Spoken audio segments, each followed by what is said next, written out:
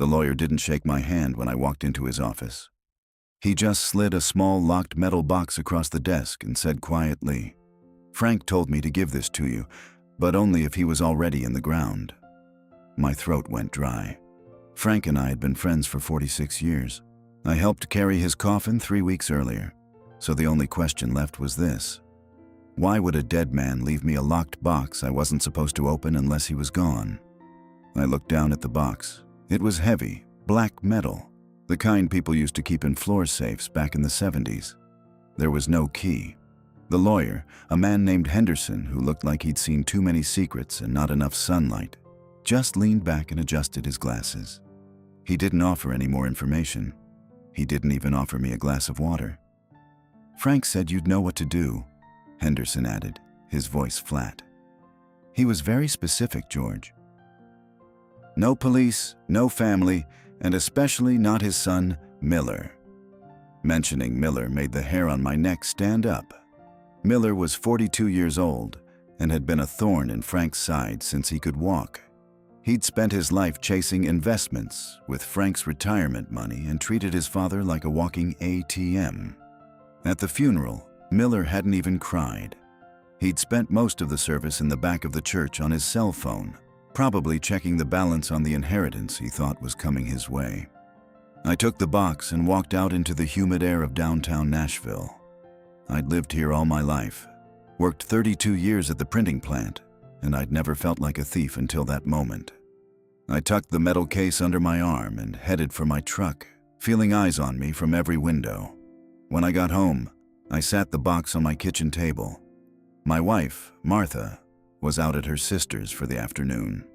It was just me and the silence of a house that felt too big. I went to my workbench in the garage and grabbed a heavy-duty screwdriver and a hammer. My hands were shaking. Frank and I had shared everything: fishing trips to Percy Priest Lake, the loss of our wives, the slow ache of getting old. If he'd kept a secret this heavy, it wasn't going to be something small. I positioned the screwdriver against the latch and gave it one sharp, hard strike. The metal groaned and snapped. I pried the lid open, expecting documents or maybe some old coins. Instead, the first thing I saw was a stack of Polaroids from 1985. I picked up the top photo and felt the blood drain from my face. It was a picture of my own house, taken from the woods behind the property late at night. And tucked underneath it was a handwritten note in Frank's jagged script that simply said, "They've been watching us longer than you think, George. Don't trust the boy." Just as I read those words, a heavy knock echoed through my front door. It wasn't a neighborly knock. It was the sound of someone who knew I had something that didn't belong to me. I didn't move. I just sat there with a Polaroid in my hand, staring at the image of my own backyard from 40 years ago. The knock came again, louder this time, shaking the door frame. I shoved the photos back into the box and threw a kitchen towel over it just as the door handle turned. It was locked, but I knew that wouldn't stop Miller for long. I walked to the hallway and saw his silhouette through the frosted glass. He was pacing, his shadow jagged and restless. I took a breath, smoothed my shirt, and opened the door just a crack. Miller didn't wait for an invitation. He pushed his way in, smelling of expensive cologne and desperation.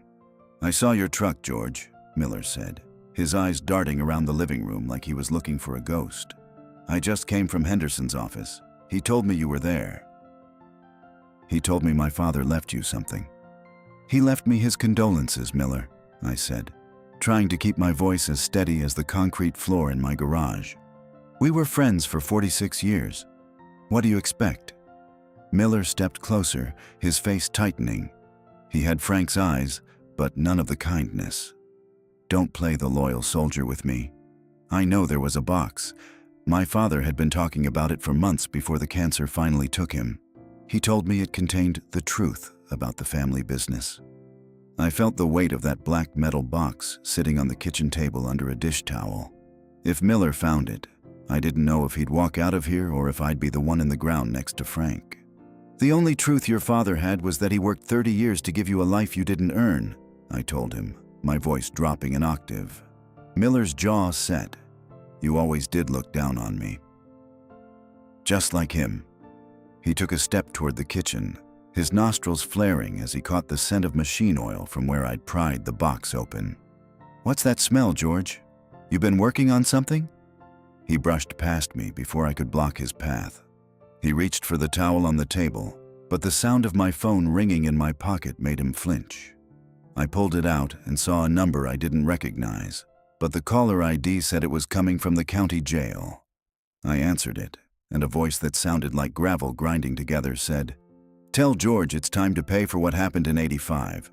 Tell him the box is just the beginning." I looked at Miller, who was now holding the edge of the towel, and realized the person on the phone wasn't talking to me. They were talking through me. The silence in the kitchen became suffocating as I gripped the phone, the gravelly voice still echoing in my ear.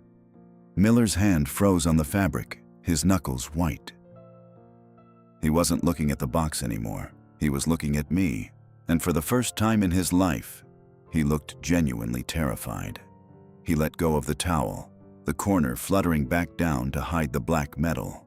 "Who was that, George?" he whispered, his voice cracking. "Who's calling you from the jail?" I didn't answer him.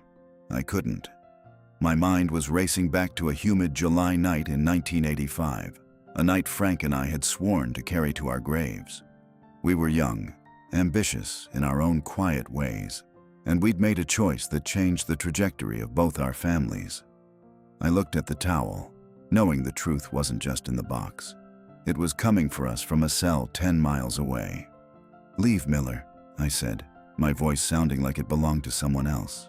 "Not until you tell me what's in that box," he snapped, his fear turning back into the arrogance I knew so well. "If someone is calling you about my father's business, I have a right to know. That business is my inheritance. It's all I have left." "You have nothing left because you bled him dry," I barked, stepping toward him.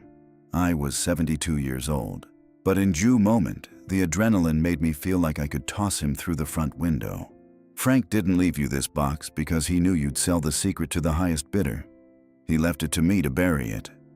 Miller laughed, a sharp, ugly sound. "Bury it? You're an old man, George. You can't even bury your own regrets. I'm going to find out what happened in '85. I'm going to find out why my mother really left, and why my father spent every night for 40 years staring at the tree line behind your house." He turned and stormed out of the kitchen, slamming the front door so hard the framed photos in the hallway rattled against the studs. I stood there for a long time, listening to his tires screech on the pavement. I walked back to the table and pulled the towel away completely. I picked up the next item under the Polaroids. It was a heavy brass key with a tag attached to it. The tag had one word written on it: Riverside. Riverside was the old industrial district near the Cumberland River, a place of rusted warehouses and forgotten history. But that wasn't what made my heart stop. Beneath the key was a final photograph. It showed Frank and me standing over a fresh patch of dirt in the middle of a forest, shovels in our hands, looking at the camera with expressions of absolute, hollowed-out despair. Behind us, partially obscured by the shadows of the oaks, was a third person whose face had been scratched out with a needle. I grabbed my coat and the box, knowing I couldn't wait for Martha to get home. I had to get to Riverside. But as I backed my truck out of the driveway, I noticed a dark sedan idling at the end of the block.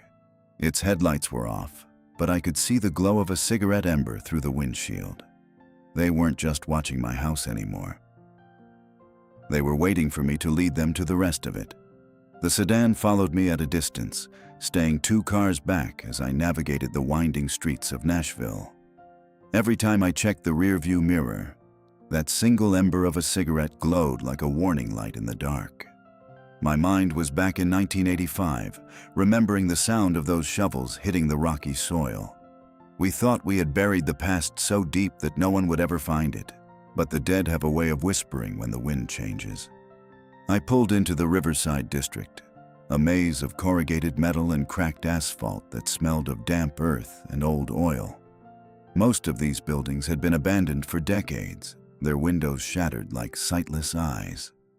I drove toward the far end of the wharf, where a row of small private storage lockers sat hunched against the riverbank. I killed my engine and sat in the dark, watching the headlights of the sedan pass by the entrance without slowing down. I waited 5 minutes, my heart thumping against my ribs, before I stepped out into the cold air. The brass key felt heavy in my pocket. I walked toward locker number 44. The metal door rusted at the edges. When I slid the key into the lock, it turned with a smooth, well-oiled click that told me someone had been maintaining this place. I rolled the door up, the screech of metal on metal echoing across the water. Inside, the space was mostly empty, except for a single wooden crate sitting in the center of the concrete floor. On top of the crate sat an old reel-to-reel tape recorder and a manila envelope. I didn't want to open it. I wanted to turn around, go home to Martha, and pretend I'd never seen that black box. But Frank's voice was in my head, reminding me that some debts can't be paid with money. They're paid with the truth. I opened the envelope first. Inside was a property deed for a piece of land I'd never heard of, located in a town called Crossville. But it wasn't the deed that made me catch my breath. It was the name of the previous owner. It was Miller's mother, the woman who had supposedly walked out on Frank 40 years ago and never looked back. I switched on the tape recorder. The hum of the machine filled the small locker, followed by the hiss of static. Then, a voice I hadn't heard in a lifetime filled the room. It was Frank, but he sounded younger, his voice thick with a terror I'd only seen once. "George, if you're hearing this, it means I didn't have the courage to tell you to your face," the recording began. "We thought there were only 2 of us in those woods that night. We thought we were protecting our families, but someone else was there, George. They've been holding it over me for 40 years, and now they've come for Miller." A floorboard creaked behind me. I spun around, the flashlight beam cutting through the darkness of the locker. Miller was standing in the doorway, but he wasn't alone. Standing behind him was the man from the law office, Henderson, and he was holding a heavy manila folder and a look of cold, professional satisfaction. "I told you not to make it bigger than it is, George," Henderson said, stepping into the light. "Now, give us the tape." Henderson stepped into the small locker, the beam of my flashlight reflecting off his glasses. Miller looked like a ghost, his eyes darting between the tape recorder and the manila envelope in my hand. He looked smaller than he had an hour ago, like the weight of his father's secrets was finally crushing his spine.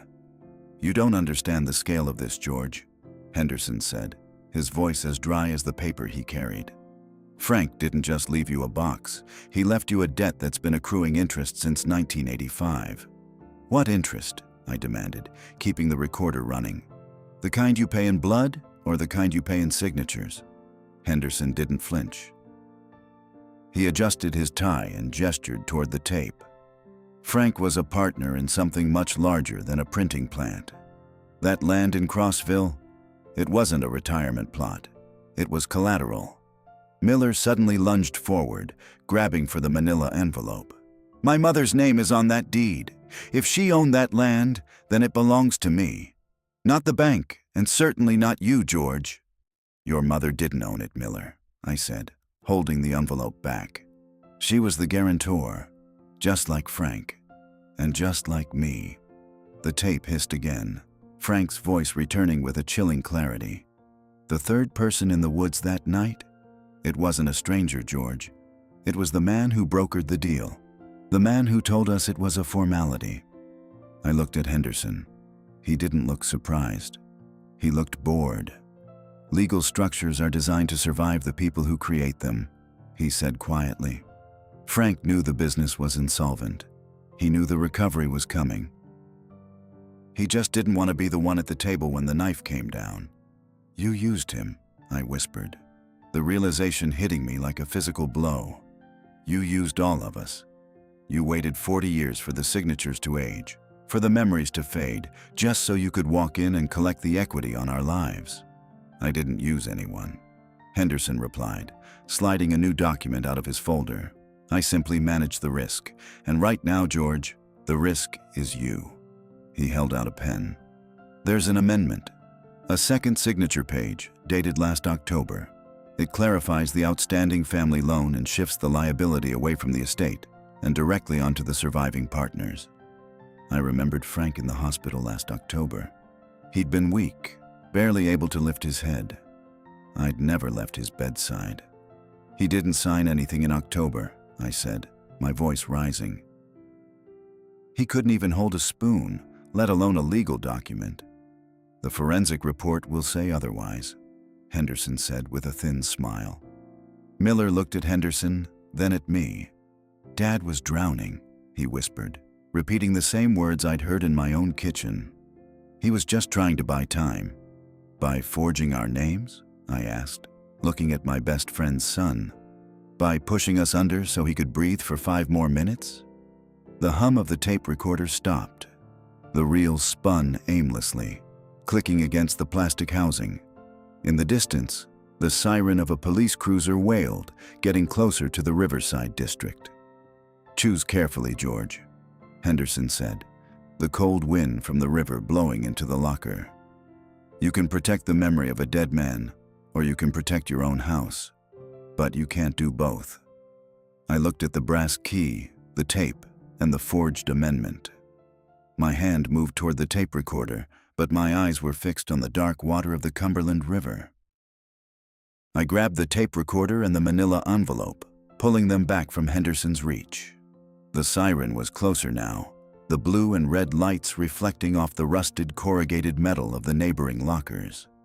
Miller looked like he wanted to run, his eyes wide and panicked, but Henderson didn't move an inch. He just stood there with that pen held out like a weapon, his expression as cold as the river mud. "You think a forensic review is going to scare me?" I asked, my voice steady despite the hammer of my heart. "I've seen what happens when people like you try to lift signatures and place them onto revised documents." I thought about Margaret's birthday, the empty driveway, and the way Frank had looked at me during those final days in the hospital. He hadn't been trying to save himself. He'd been trying to warn me about the trap Henderson had set 40 years ago. "The forensic report won't matter if you're not around to testify to it, George," Henderson said softly. He turned his gaze to Miller. "Your father was drowning, Miller. He was insolvent for years, and he used his friendship with George as a backup plan." Miller's face folded in on itself. "He used his own name like it was nothing," he whispered, echoing the same brutal realization I'd had weeks ago. He looked at me, and for a second, I saw the little boy who used to play in my backyard before the greed and the lies had rotted everything out. "Is that what happened in the woods, George? Is that when the debt started?" "It doesn't matter when it started," I said, stepping past Henderson toward the locker opening. "What matters is that it ends tonight. I'm not signing your amendment, and I'm not letting you use our houses as collateral for a business that collapsed a year ago." Henderson's jaw tightened. "If you walk out of here with that tape, you're destroying everything Frank tried to build. You're choosing a bank over your best friend's son." "I'm choosing not to be lied to anymore," I replied. I walked out into the cold night air, the gravel crunching under my boots.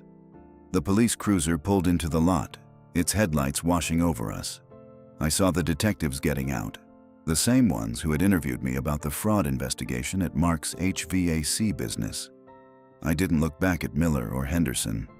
I walked straight toward the officers, clutching the locked box and the tape recorder to my chest. I felt older than 72, but for the first time in 3 weeks, the weight in my satchel didn't feel like a burden. It felt like the truth. But as the lead detective approached, he didn't look at the box. He looked past me, his hand moving toward his holster. "Mr. Miller," he shouted, "drop the weapon." I spun around just in time to see Miller standing in the locker doorway, holding a small, silver revolver he must have kept hidden in his jacket. He wasn't pointing it at the police. He was pointing it directly at Henderson. The silence that followed was broken only by the hum of the police cruiser and the distant lap of the river against the docks. Miller's hand was shaking so violently the silver barrel of the revolver danced in the moonlight, but his eyes were locked onto Henderson with a hatred that had been 40 years in the making.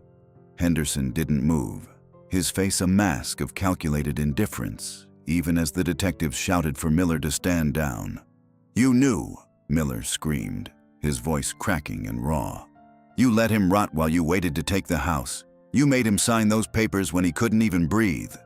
Henderson just adjusted his glasses, looking at Miller like a legal technicality that needed to be filed away. He didn't look like a man facing death. He looked like a man who had already won. I stood between them, the black box heavy in my arms. I looked at the boy I had helped raise, the man who had been complicit in his father's lies until the weight of them became a noose. "Put it down, Miller," I said, my voice barely a whisper. "This is exactly what he wanted. He wanted us to destroy each other so the paper trail would end with us." Miller didn't look at me. "He forged my mother's name, George. He used her signature like it was trash." He stepped toward Henderson, and for a second, I thought the trigger would click. Then, slowly, his arm dropped. The revolver hit the gravel with a dull thud. Miller fell to his knees, burying his face in his hands, sobbing for a father he never really knew and a life that had been built on a foundation of sand. The detectives moved in, pinning Miller to the ground and zip-tying Henderson's hands behind his back. As they led them away, Henderson leaned in close to me, his voice a cold hiss. "The debt doesn't go away just because the paperwork is messy, George. Someone always pays." I watched them put him in the back of the car. I walked to the edge of the pier and looked down at the dark, churning water of the Cumberland. I opened the black metal box one last time. I took the Polaroids, the forged amendments, and the tape that held the sound of a dead man's shame, and I let them slip from my fingers. I watched the truth sink into the silt in the shadows of the river, deep into the mud where we had first started digging in 1985. There would be investigations, courtrooms, and letters from banks for years to come. The house might still be lost, and the family name was already gone. I turned and walked back to my truck, the keys heavy in my hand. I thought about Martha waiting for me at home and the small, quiet life we had left. The debt was settled, but as I drove away from Riverside, I realized that some things stay buried for a reason. And some secrets are a price you pay until the day you finally stop breathing. If this story meant something to you, subscribe. There's more to come.